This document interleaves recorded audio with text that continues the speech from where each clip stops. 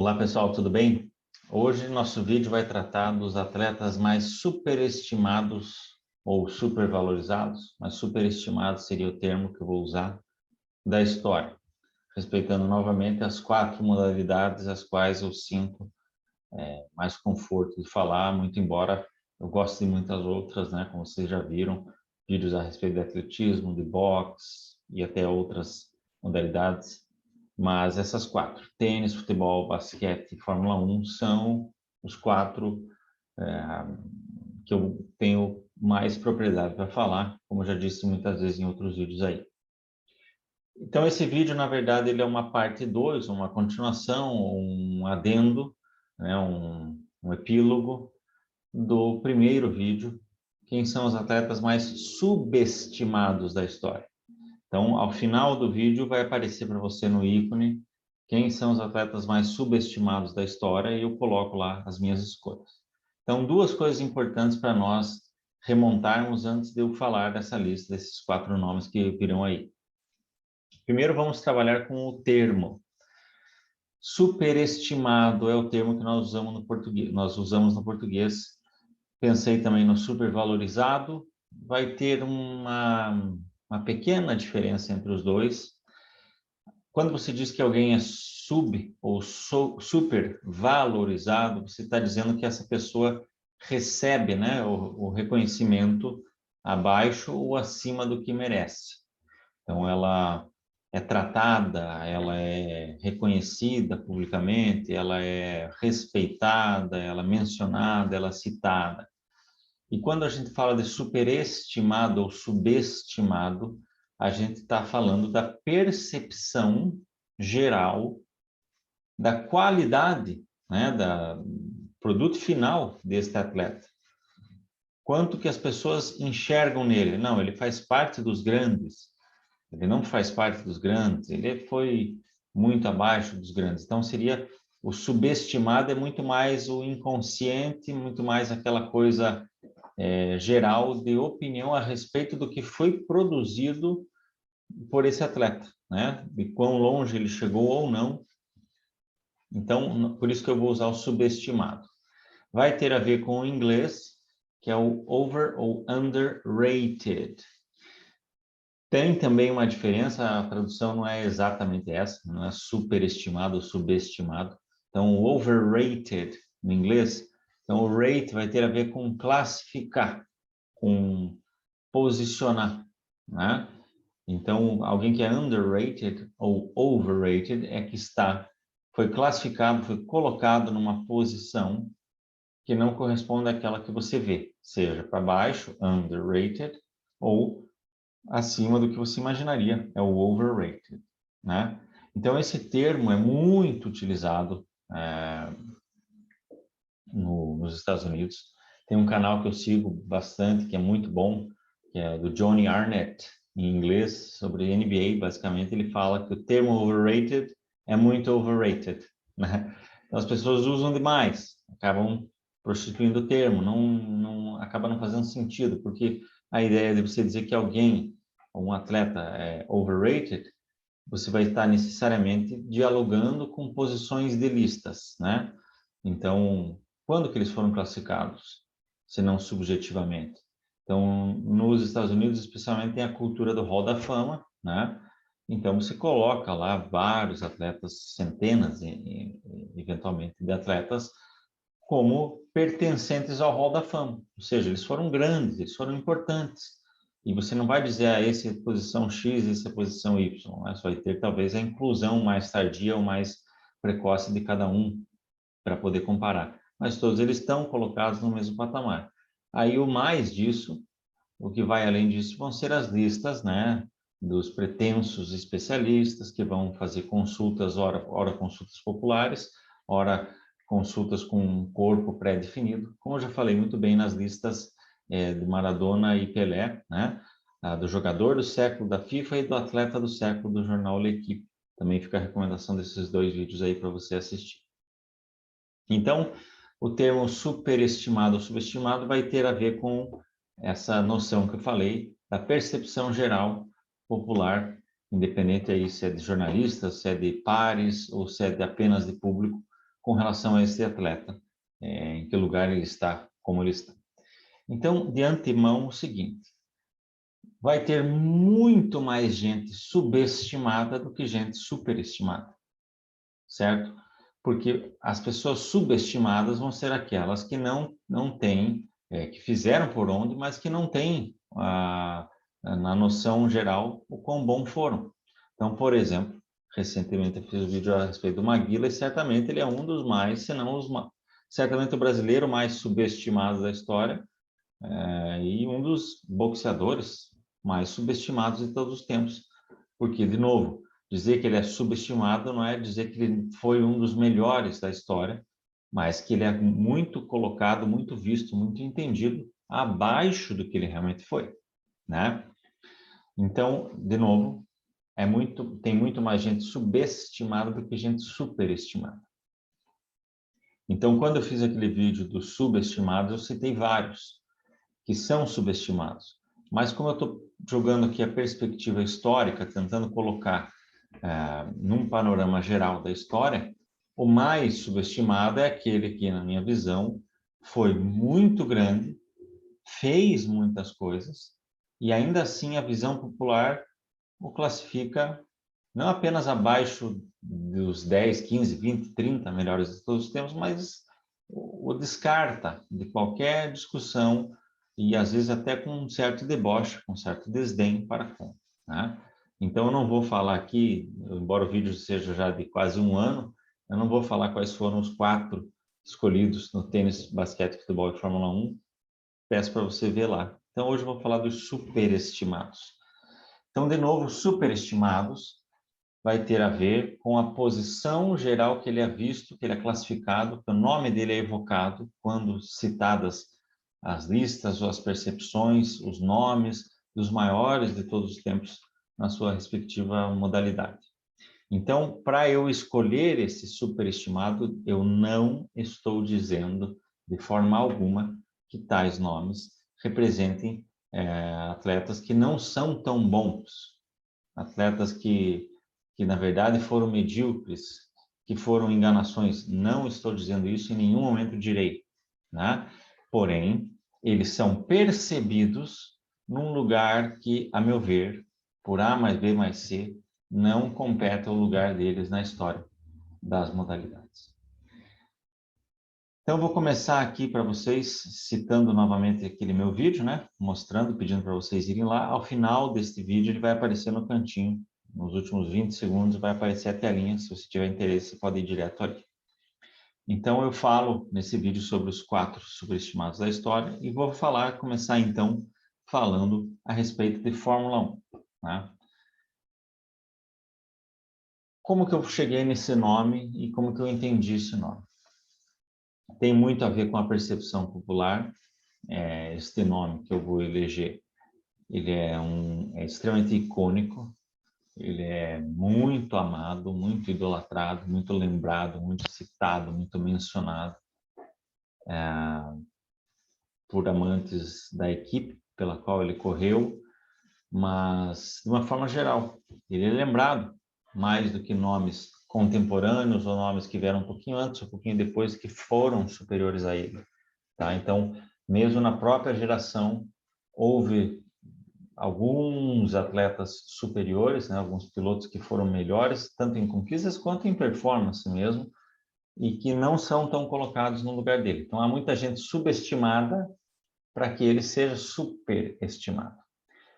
E eu tinha já essa percepção, essa noção de que ele é superestimado, que por conta das várias coisas que ele fez e das várias coisas que ele não fez, ele não deveria estar numa lista ali de 15, 20 melhores de todos os tempos. Inclusive, quando eu fiz a minha lista dos 15 de cada uma dessas modalidades, o nome dele não aparece entre os 15, né? Por razões naturais. O que confirmou e o que decidiu para eu colocar ele como esse mais superestimado de todos os tempos, nós poderíamos citar alguns outros. Por exemplo, tem gente que diz que o Mansell é superestimado, porque quando a gente vê aquela foto famosa do GP de Portugal de 1986, a gente percebe que Senna, Prost e Piquet, embora você classifique cada um deles numa posição diferente, você vai entender um melhor do que o outro, você entende que os três estão num patamar maior do que o do Mansell, né? Eu não acho que o Mansell é superestimado de forma alguma, eu acho que ele é corretamente estimado, é um dos 20 de todos os tempos, abaixo desses três, naturalmente, mas não é muito difícil você ficar abaixo desses três, né? Enfim, então não entendo que o Mansell seja superestimado, acho que ele é corretamente estimado. Mas esse nome aqui, só para mostrar para vocês, para explicar para vocês o que é essa tela que está aparecendo, ao final de 2009, né, antes da temporada de 2010, quando o Schumacher havia anunciado seu retorno e tudo mais, a Autosport, que é a maior referência, talvez, entre os veículos de comunicação que tratam de automobilismo, Fórmula 1 especificamente, chamou 217 campeões mundiais, pilotos de Fórmula 1 que estavam à época correndo, que haviam corrido, então todo mundo que já correu na Fórmula 1, 217 ao todo, indo desde José Froilán Gonçalves até o Jaime Guethuari, que estava correndo ali, que era o mais jovem da história até então. E você tem gente aí como, né, os nomes que estão aparecendo para nós aí, o Mario Andretti, né, um fenômeno, Alan Jones campeão, enfim, tem Stirling Moss, tem o próprio Schumi, que participou, entre outros tantos vencedores de corridas ou apenas que participaram. Foi solicitado a eles, a cada um desses 217, dar uma lista de 10 de todos os tempos, né? E a votação final colocou Senna em primeiro, Schumacher em segundo, Fangio em terceiro, Jim Clark em quarto, né? Então, ó, Senna em primeiro, Schumacher em segundo, Fangio em terceiro, Prost em quarto, Jim Clark em quinto. Lembrando, pessoal, que, lógico, Hamilton, não lembro se ele está nessa lista, mas, de novo, ele tinha acabado de ser campeão a primeira vez, então tinha 3 temporadas. Alonso já está aí numa lista, acho que está em nono, né? Muito bem classificado, talvez Alonso puxar um pouco para trás hoje. Mas, enfim, era a percepção daquele momento só, então, para explicar por que o Hamilton não está, certamente ele estaria. Mas, de todo modo, esse 1, 2, 3, 4 e 5, para não delongar muito, faz total sentido. Dá para trocar, claro, mas são 5 caras que estão nesse nível aí dos 6, mais o Hamilton, melhores de todos os tempos. Porém, o número 10, e é número 10, não é pouco, né? Top 10 da história, é Gilles Villeneuve. E até você pode vir aqui, daí você tinha a opção de... Você acha que ele deveria estar abaixo, né, dos 10 ou acima dos 10? Né? Eu coloquei abaixo e 40% dos 11 mil votos concordam comigo, outros 61% acreditam que ele deveria estar até mais do que 10. Deveria estar lá entre os 8, 6 de todos os tempos. O que já dá para mim a resposta de que ele é superestimado. O Villeneuve foi um piloto que tinha um talento natural bastante grande, mas que a própria ideia de talento natural casada à corrida de Fórmula 1, no caso dele, é muito distinto do que a gente fala de Senna, de Clark, que são os mais lembrados nesse sentido. Villeneuve foi piloto de trenós, então ele tinha um impulso, um ímpeto muito distinto de todos os colegas dele. Ele, mais do que ser arrojado, ele não tinha noção de perigo, ele não tinha a menor preocupação consigo e com os outros. Claro que falou-se isso do Senna uma época, do Schumacher e tal, mas acredito que o Villeneuve, ele extrapolou totalmente a ideia de noção na pilotagem. E os feitos dele na Fórmula 1 são bastante modestos, mesmo considerados os poucos 67 GPs, né, que muitos pilotos com menos GPs venceram muito mais do que ele, por exemplo. E mesmo considerando também a transição da Ferrari ali, mas ele teve numa equipe que foi campeã mundial de construtores em 79, seria novamente em 82, o ano que ele veio a falecer, em 83 também, né, ele já não corria, naturalmente. mas os números dele são bastante modestos, são 6 vitórias em 67 participações, 67 largadas, 68 participações, apenas 13 pódios, 2 poles, 8 largadas na primeira fila e 8 melhores voltas, tá? Então, muito mais do que os números, porque, de novo, para mim não é o que define nada, mas os números acho que são condizentes ao que ele produziu, né? Um piloto que vinha lá e é mais lembrado, na verdade, porque ele ele voltou para o box com 3 pneus, ficou arrastando, porque ele correu sem aerofólio, porque, enfim, ele poderia ter chegado mais longe, ele poderia ter feito mais coisas. A morte dele relativamente precoce, né? Bastante precoce, na verdade, 30 anos, é pouco, 32 anos, desculpa. A idade que o Clark morreu, né? Um pouquinho a menos do que o Senna morreu. Eventualmente, o Villeneuve teria mais alguns anos, algumas temporadas ali. Mas Didier Pironi, que era o companheiro de equipe dele, piloto melhor do que ele, né? E, de novo, os contemporâneos, então o próprio Pironi seria um subestimado nesse caso. Então, eu acho, sim, que o Gilles Villeneuve é o piloto mais superestimado da história da Fórmula 1, por conta de tudo isso que eu já falei. Ele é mais lembrado pelas loucuras, insanidades que ele fazia, mas não tinha nenhuma regularidade. Teve algumas grandes corridas, algumas grandes performances, sim. Yarama 81 é mais lembrada, mas teve outras ali em 79. Algumas performances dele na chuva, né? Com tempos absurdamente melhores do que todo o resto, mas é muito mais lembrado justamente por esse arriscar-se, por esse arrojo excessivo, por essa loucura, né? A morte dele vem de uma questão emocional, né? Que o Pironi teria traído ele lá, enfim, daí naqueles treinos em Zolder, né? Na Bélgica, a forma como ele vem naquela curva, e o Jochen Mass estava tirando o carro máximo que podia lhe dar no Jochen Mass e morre, né? E o depoimento que a esposa dele dá nessa sequência, dizendo que ela aguardou isso a vida toda. Então, acho que isso já diz tudo, né?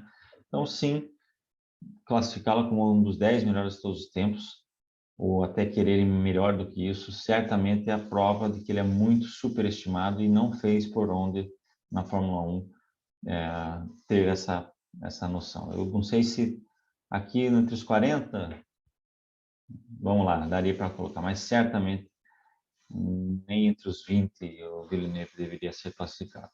Fica a recomendação, vou deixar na descrição um texto do Márcio no GP Total. Ele era diferente de nós, explicando que o Gilles Villeneuve, na verdade, não era nem um piloto de Fórmula 1, ele apenas coincidiu que ele estivesse na Fórmula 1 naquele tempo.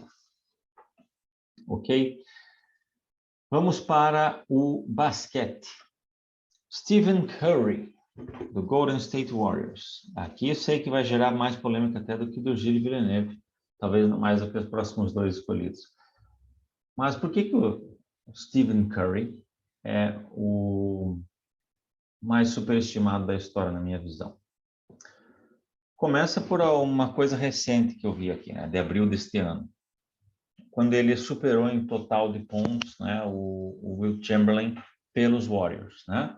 Aqui os números já deixam muito claro o seguinte: quando superou o Chamberlain, o Curry já havia disputado mais de 300 partidas a mais do que o Wilt.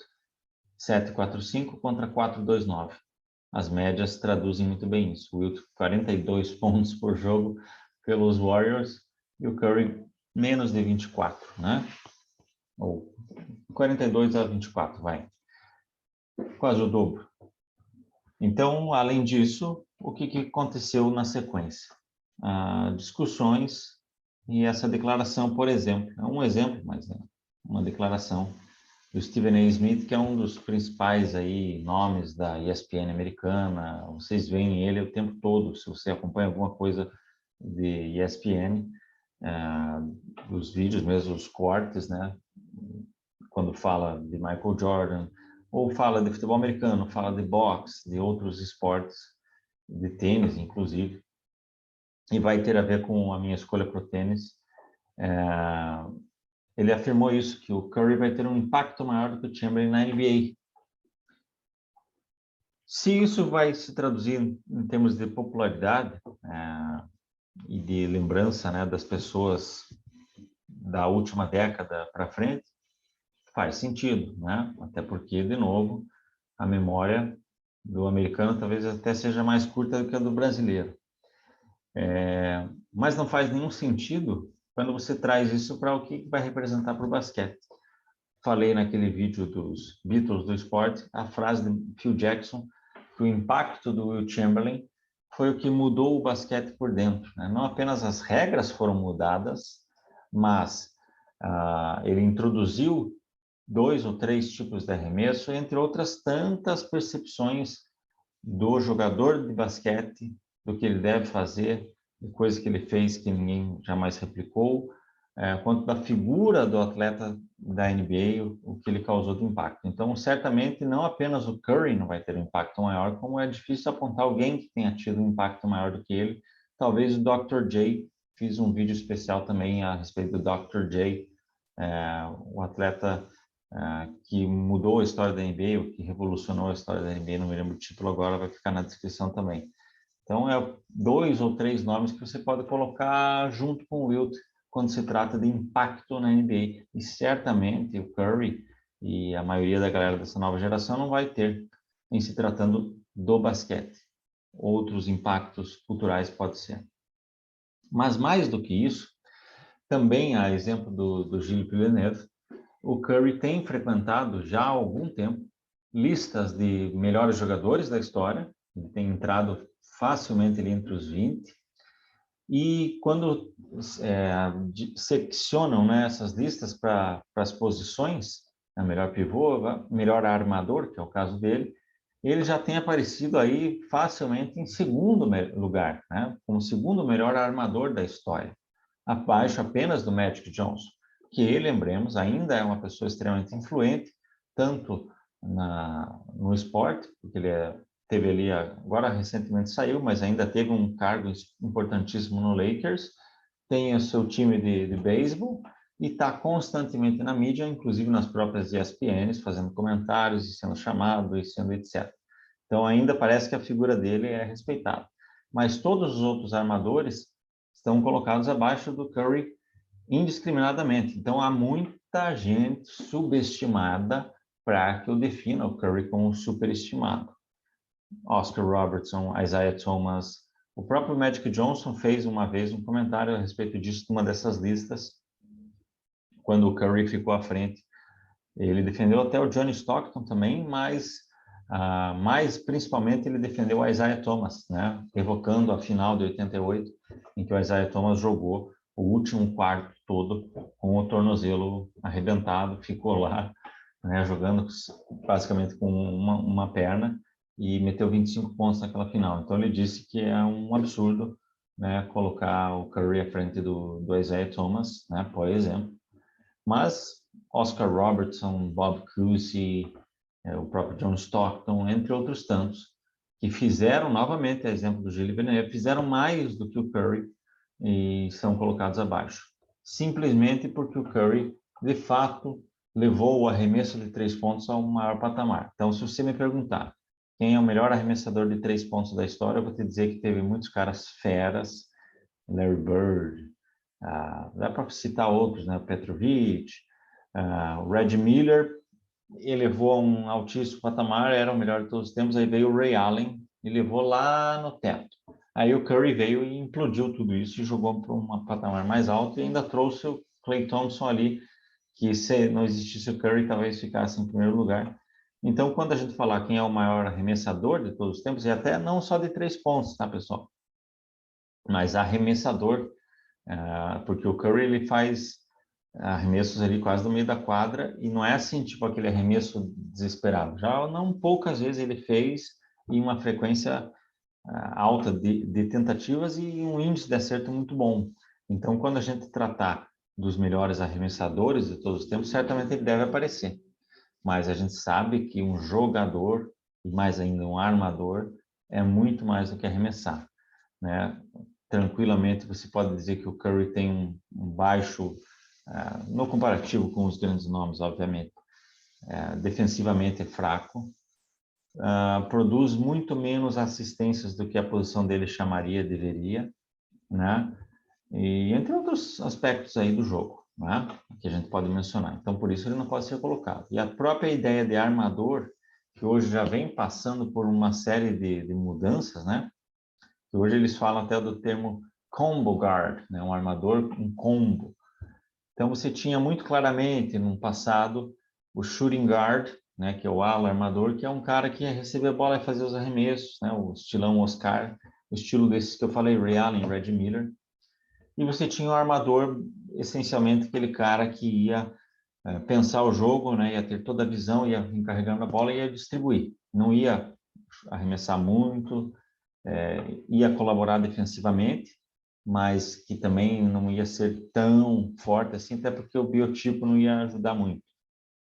Então, aí você tem lá os Bob Cousy e os John Stockton como os grandes epítomes desses caras aí.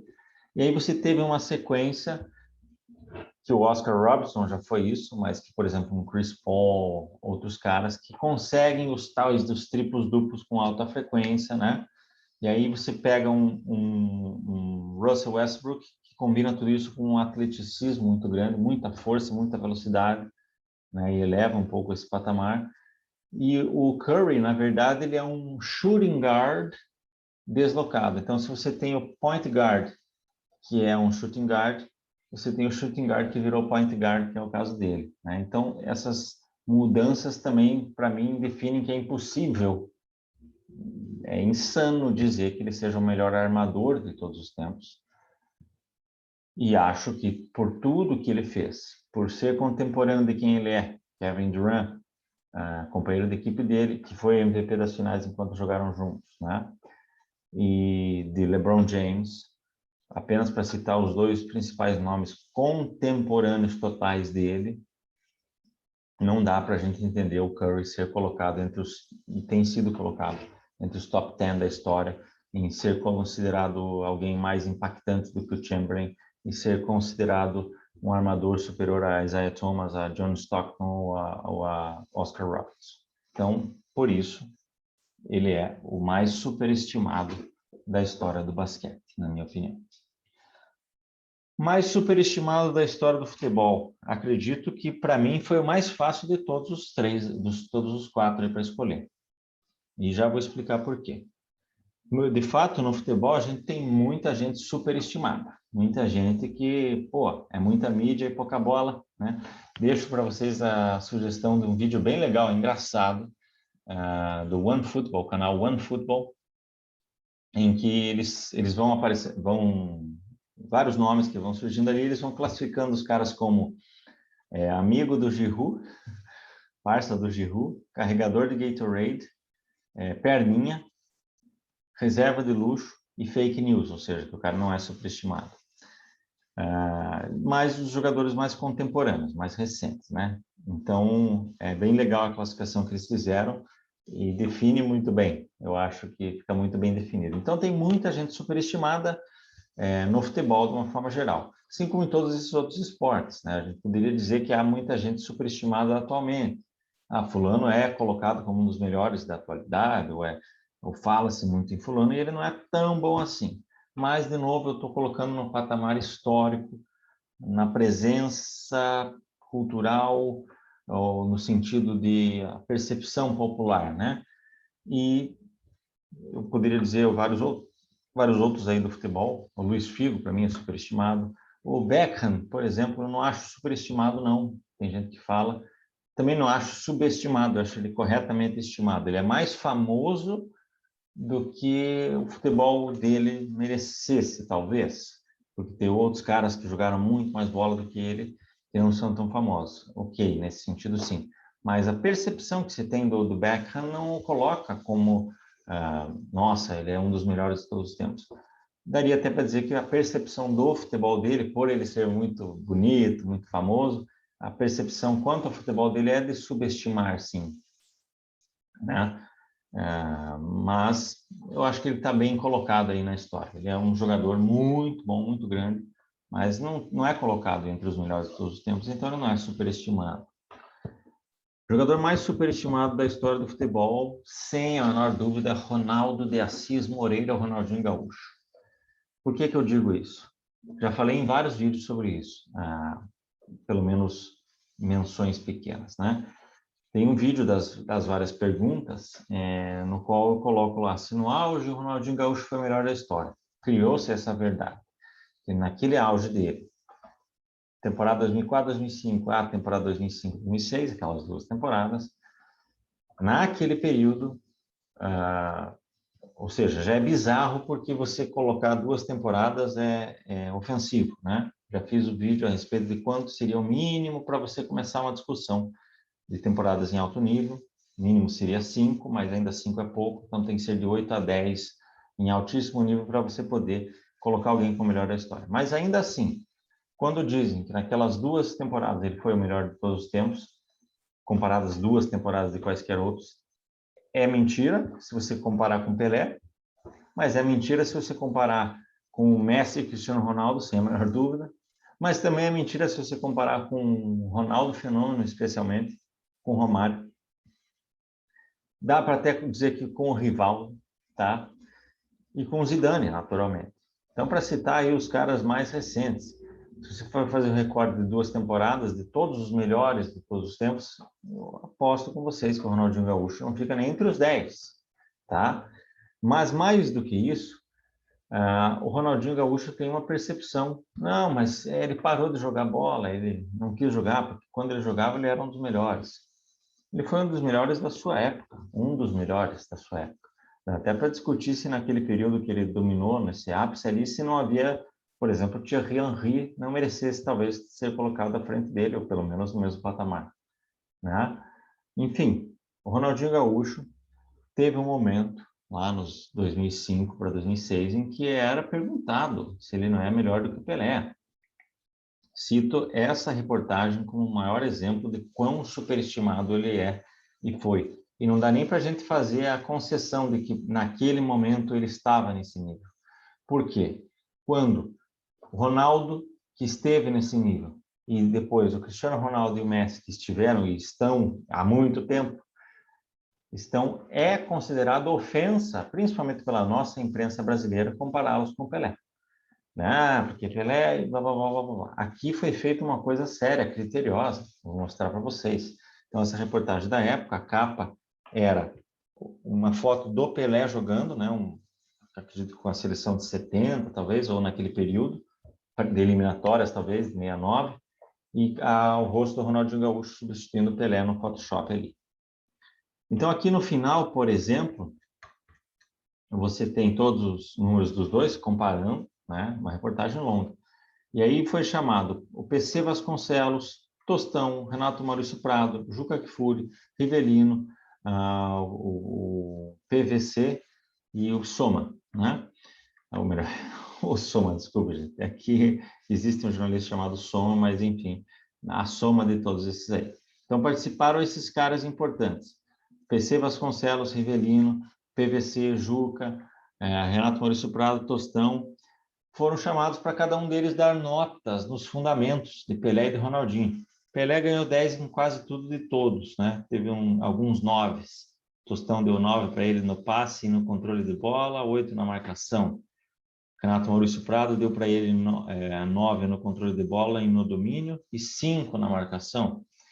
O Juca deu 9 no drible e 8 na marcação. O PVC deu 9 na marcação. O restante, tudo 10. Passe, chute, condução, controle, cabeceio, domínio, drible, marcação foram os critérios. Então, o Pelé teve 10 em praticamente todos, alguns 9, alguns 8 e uma aberração, uns 5 ali, acho que só para aparecer, né, do Renato Maurício Prado. Ao passo que o Ronaldinho teve seus 10, teve muitos 8, alguns 9, vários 7. Então, a própria entrevista dele já mostra isso, né? Que não tem comparação nenhuma, mas fizeram essa comparação para o Ronaldinho Gaúcho. Chegou a ter promessa em algum momento? Sim, especialmente a Placar gosta de polemizar, né? Mas, de novo, Messi, assim como Maradona lá anteriormente, Cristiano Ronaldo hoje, o Ronaldo Fenômeno num dado tempo, foram os 4 jogadores, tá? Diego Maradona, Ronaldo, naquele período mais curto, mas naquele período, Messi e Cristiano Ronaldo foram os 4 jogadores que você, depois do Pelé, né? Teve gente antes, mas os que depois do Pelé dá para você dizer que tiveram nível de Pelé. O Ronaldinho Gaúcho jamais, jamais, jamais, jamais. Fica também a dica do vídeo do Formiga. Se no auge o Ronaldinho Gaúcho teve o maior auge da história do futebol, vai ficar também a dica para vocês. E a resposta do Formiga, sem spoiler, é a mesma que a minha. Não apenas não, como teve outros, inclusive contemporâneos, que tiveram níveis maiores do que o dele. Então, falamos de Gilles Villeneuve na Fórmula 1. Ronaldinho Gaúcho não apareceu a foto, mas inclusive é por ser muito antiga, né, de 2006, essa matéria, as fotos já não conseguem subir, você pode ver pelo layout bem antigão, né? Mas olha só a frase que o Juca disse à época: Pelé é o atleta do século XX, podemos estar vendo nascer o atleta do século XXI, francamente, né? Do basquete, então, o Stephen Curry, e aí chegamos para o atleta mais superestimado da história do tênis, Serena Williams. Antes eu vou falar apenas que, com relação ao masculino, eu não vejo nenhuma incongruência histórica, salvo os que são subestimados, mas que daí vai ser do top 15, top 20, 25 para trás, que tem muita gente subestimada, mas eu não vejo nenhuma incongruência, ninguém superestimado na história do tênis masculino.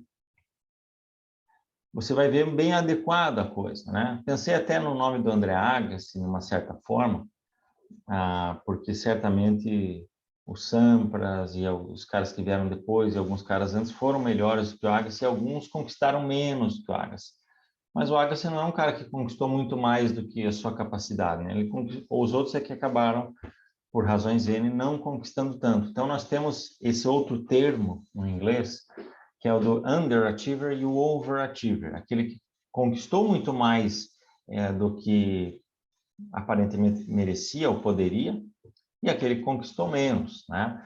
Por exemplo, no futebol, a gente pode dizer que o Daniel Alves é um overachiever e que o Adriano é um underachiever, né? Porque o Adriano tinha um potencial muito grande para desenvolver e, se focado, bem trabalhado, poderia ter conquistado muito mais do que conquistou e conquistou grandes coisas.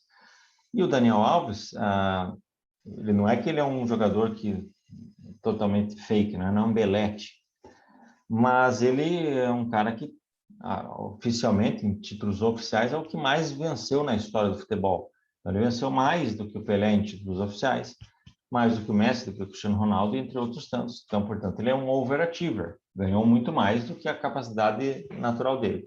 Mas, lembrando que futebol é um esporte coletivo, né?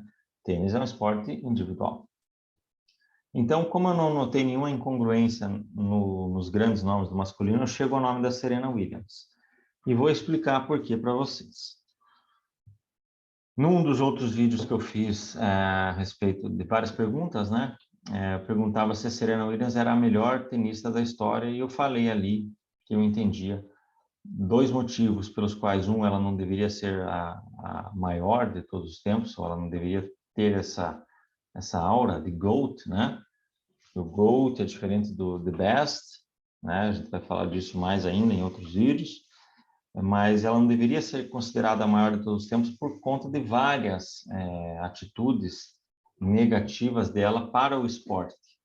E ela não deveria ser considerada a The Best porque eu entendo que a Steffi Graf foi superior a ela, né? Então, ao todo de semanas, em primeiro lugar, a Steffi Graf está à frente. E em semanas consecutivas, a Serena Williams conseguiu empatar uma dada vez. Em Grand Slams, a Serena Williams passou por 1. Elas chegaram rigorosamente ao mesmo número de finais, 31 finais, que é o mesmo número de Federer e de Djokovic. Coincidência, né? Então, a Serena, o Federer, o Djokovic e a Steffi Graf chegaram a 31 finais de Grand Slam, mas a Serena ganhou 23 e perdeu 8 contra 22-9 da Steffi Graf. A Steffi Graf, porém, em 88, conseguiu vencer todos os 4. Além disso, venceu os Jogos Olímpicos. Nós vimos o Djokovic nesse ano dedicando-se ao máximo para isso e vemos quão difícil é obter isso. Tanto é que nenhum outro homem conseguiu o Golden Slam e o Grand Slam calendar apenas o Rod Laver lá em 69, né?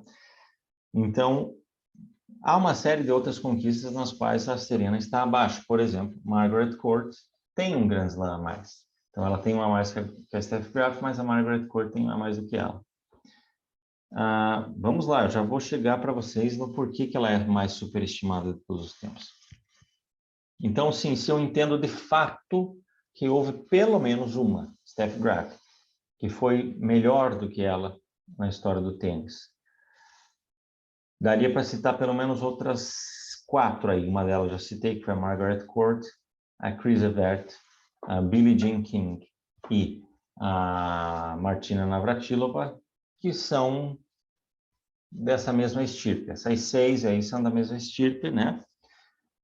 Eu colocaria talvez a Navratilova, provavelmente, e pelo menos a Navratilova acima dela também. Então, para mim, a Serena Williams seria top 3 da história do tênis feminino, né? Uma das 3 melhores da história do tênis feminino. Mas mais do que isso, ela não apenas tem sido unanimemente repetido como a melhor de todos os tempos,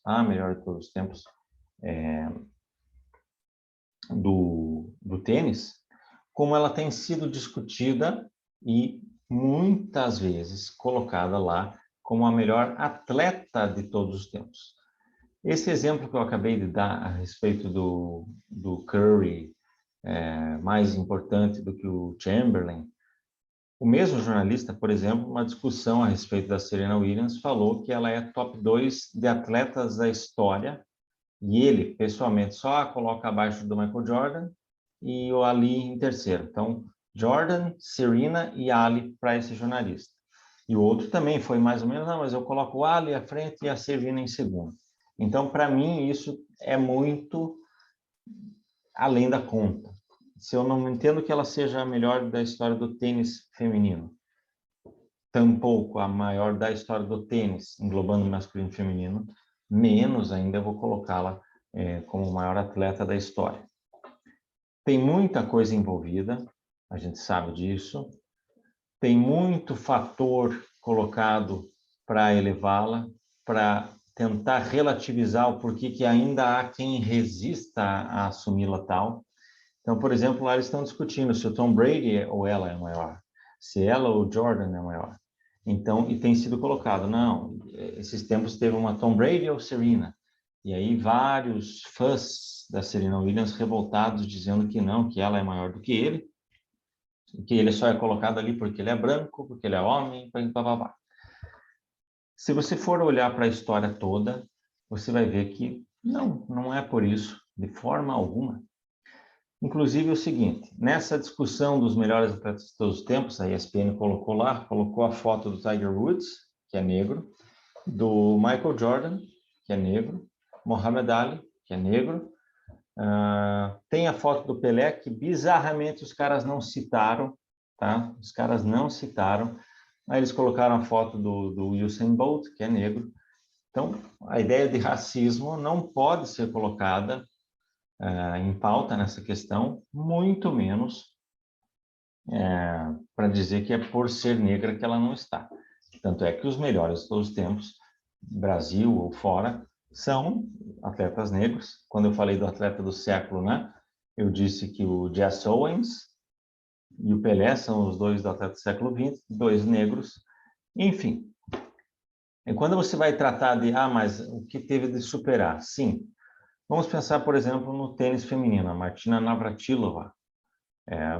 Uma mulher que se assumiu lésbica numa época extremamente difícil, né? Mudou nacionalidade e tudo mais. Então, cada atleta da história, e aí você puxar para o Muhammad Ali, a gente vai ficar até amanhã dizendo quem teve mais dificuldades, o Ali ou a Serena, não dá nem para comparar a critério rigorosamente, não dá para comparar.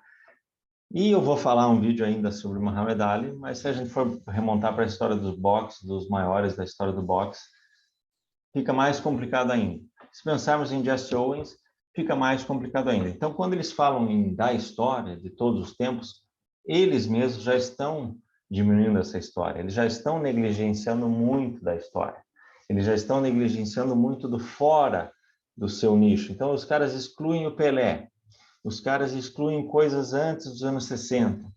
Então, certamente não é porque ela é mulher ou porque ela é negra que ela diminui outras mulheres com feitos e, enfim, Billie Jean King também, muita coisa que ela quebrou paradigmas. Então, eles excluem outras mulheres, eles excluem outras nacionalidades, eles excluem outras épocas e dizem que ela é a maior da história, é totalmente incoerente.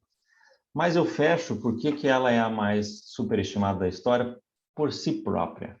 Eu vi isso e agora só fui procurar para vocês para colocar essa entrevista, é de 2017.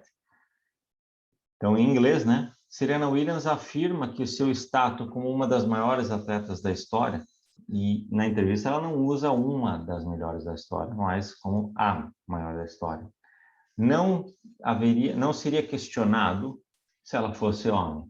Então, ela disse pessoalmente que se ela fosse homem, não haveria nenhuma questão, nenhuma possibilidade de outro nome que não o próprio, o próprio dela, que foi o melhor atleta de todos os tempos. Então, aí ela está removendo todos eles, tanto Tom Brady atual, quanto Michael Jordan um pouquinho anterior, quanto Muhammad Ali mais anterior, e Jesse Owens, quanto o Bolt contemporâneo, quanto o Tiger Woods, quanto o Phelps, Pelé, todos estão sendo limados na cabeça dela. Ela só não é considerada unanimemente melhor do que todos esses caras porque ela é mulher.